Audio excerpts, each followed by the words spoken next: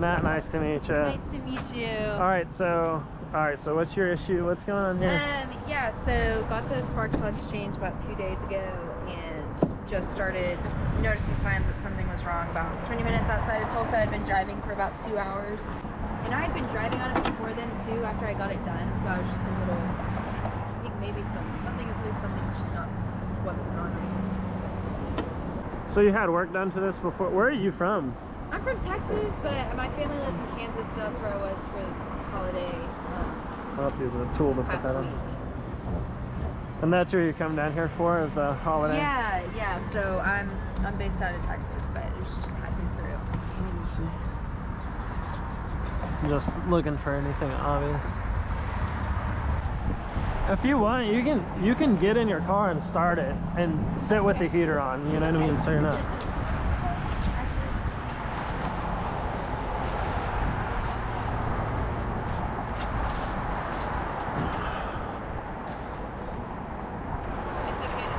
Yeah, you can start it.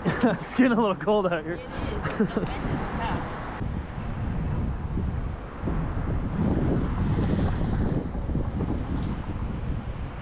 What year is this? First, I'm going to swap coils and see if it's a coil-related issue. Okay. Sounds good. Thank you. You're welcome. All right, so our misfire was in cylinder 2, so I'm going to go ahead and swap these coils from 1 and 2 and see if it follows.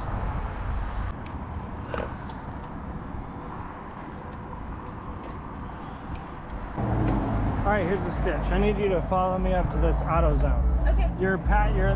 So what was taking me a second is your back 2 bolts are, the heads of them are stripped to shit. Like whoever put them in with the socket that was a little bit too big, so yeah, so I couldn't get them off. But normally I have a trailer with me and stuff, but today was just like a diag day for me, so I only brought like my basics socket set and stuff. But AutoZone's just right up here. I'm gonna get a little bolt extractor and get it out for you. And I'll of course compensate for all of that. So okay. All right, so yeah, just follow me up there.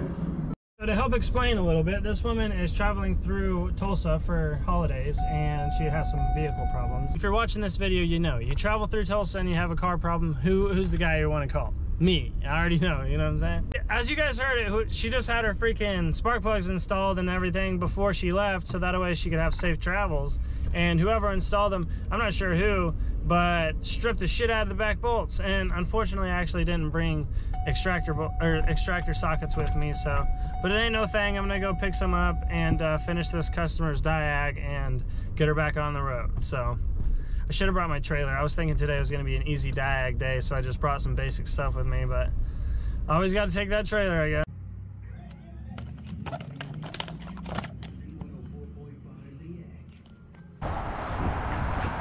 All right, this should do the trick.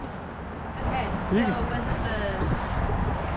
it? It was just that I couldn't get the bolt off. Oh, okay. Yeah, I needed to get a little extractor bolt, because keep running into that. Because these 2 back ones, I got that one off, but this back one, I don't know if you can see. Yeah, so it was like, yeah, it wasn't fair. So, but I'll get it off, no problem. Believe me, I've had worse. But I've had, some people will just put a 10 on there and zip them down. And you know, obviously it'll just freaking twist the round them out. So, but it ain't no thing. Like I said, I've had way worse. That's probably, I don't know what guys worked on it this week, but. Yeah, see, I got it off. Okay, yeah, he got it off now, but it was, that one is working on right there. Yeah, that's what it looks like. What do they go to? The coils. The coils? Yeah, you just have to remove these to get to the spark plugs.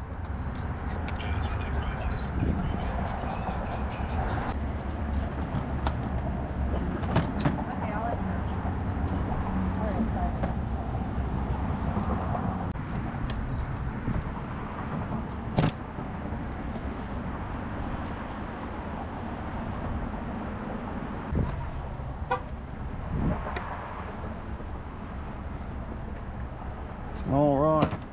You got your keys on you? Are they in the car? Yeah, I think they're in.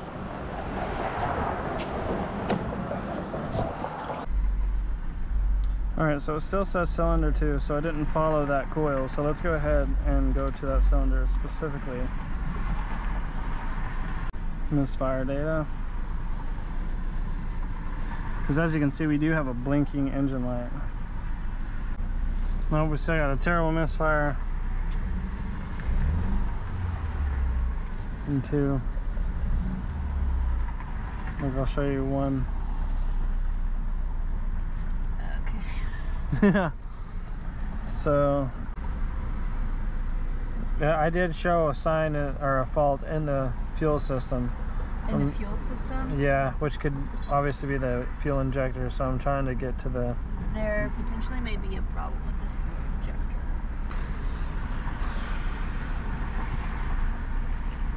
Alright, I'm going to test that. Okay.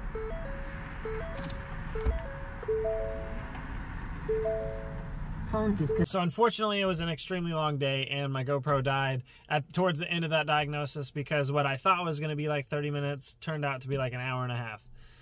Anyways, long story short, guys, here's the deal. The first thing that I was doing, because it just got work done a couple days prior, is I was just looking at everything, making sure everything was plugged in, and then I noticed the strip bolts. And because I noticed those, I was like, okay, I need to go ahead and swap these coils because it could be a coil problem, or they could have put the freaking spark plugs in wrong. Seeing the stripped bolts, I was obviously aware that, you know, whoever installed it didn't do like a professional job, so to speak. So without diagnosing anything else, that was the first thing I wanted to check, was make sure it wasn't a coil related issue and I wasn't going to spin myself in circles. She did catch me in between jobs, so I was on my way to another diagnosis, but she was like, I'm not from here, I'm only going to be here for like 10-15 minutes, we thought. And so I was like, yeah, I'll stop, I'll check it out real quick. And ended up, I did not think I would need extractor set. But anyways, thanks AutoZone. But what the diagnosis came down to, I know you guys were waiting for it, was this is a 2017, and it's kind of crazy because I was actually getting a completely dead, I did a pulse check on all of the fuel injectors, I'm sorry, and I was getting a completely dead fuel injector from cylinder 2, just dead. So then when I tested it, it had plenty of power. I even tried, I'm not gonna lie to you guys, I even tried to probe it to try to like chime that cylinder up to see if it would start and run a little bit differently, at least momentarily.